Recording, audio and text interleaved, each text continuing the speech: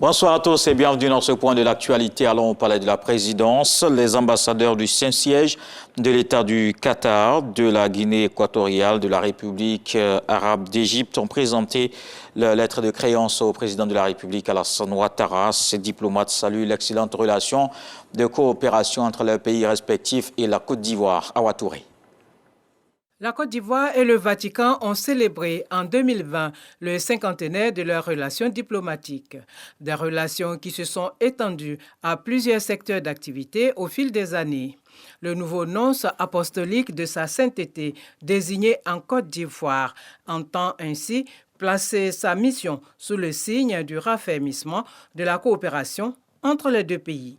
Il me plaît d'évoquer les souvenirs du premier président, Félix Houphouët-Boigny, qui a été honoré ces derniers jours à 30 ans de son décès.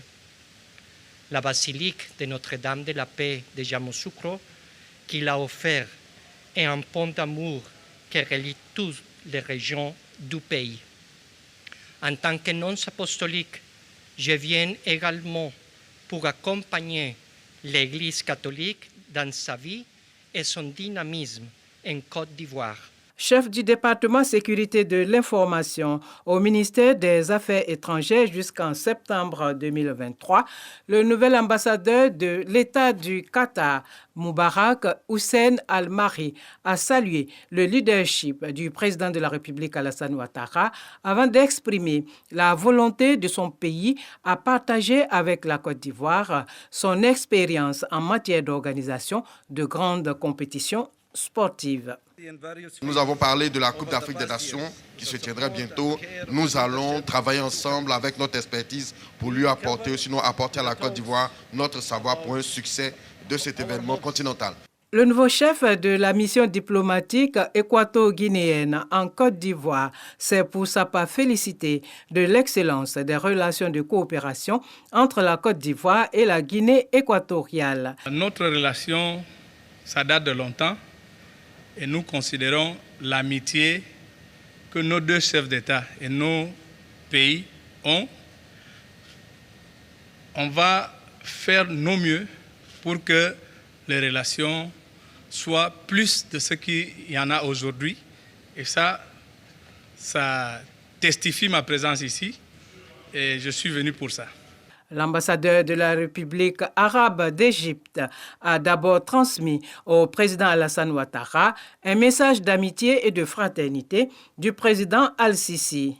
Le diplomate égyptien a par la suite promis œuvrer à la consolidation des relations de coopération entre la Côte d'Ivoire et l'Égypte.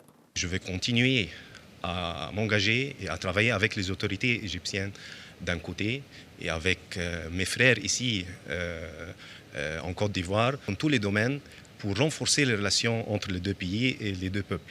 Je vous souhaite une bonne organisation de la Coupe d'Afrique de la Nation et aussi bonne chance pour l'équipe de Côte d'Ivoire et ainsi pour l'équipe de Pharaon.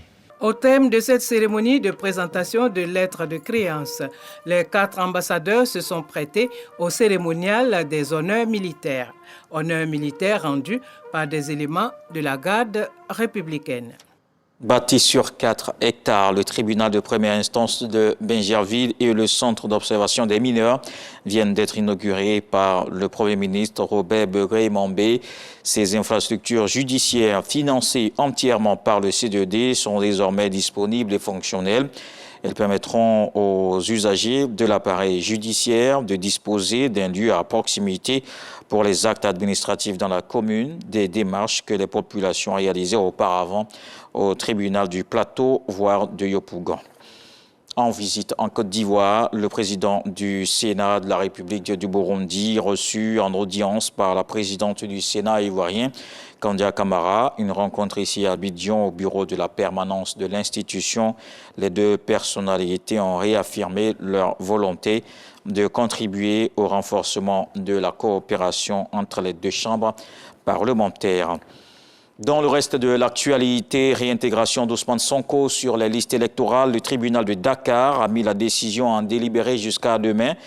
Après une audience de plus de 9 heures, le juge a décidé de mettre sa décision en délibéré ce jeudi. Toute la journée d'hier, les plaidoiries ont tourné autour de deux questions. La notification de la décision de le radier des listes et son arrestation fin juillet après sa condamnation à 2 ans de prison. Ces deux questions vont déterminer la possibilité pour l'opposant politique de participer ou non à cette présidentielle. Et après une nuit de prolongation à la COP28 de Dubaï, les pays du monde entier ont approuvé mercredi un compromis, un accord avec un appel inédit à abandonner progressivement les énergies fossiles. Pour le président de la COP, il s'agit d'une décision historique pour accélérer l'action climatique. Le texte voté ce mercredi demande instamment aux pays développés de doubler leur aide à l'adaptation au changement climatique destinée aux pays en développement d'ici à 2025. La suite avec les infos régionales, on se retrouve à 20h.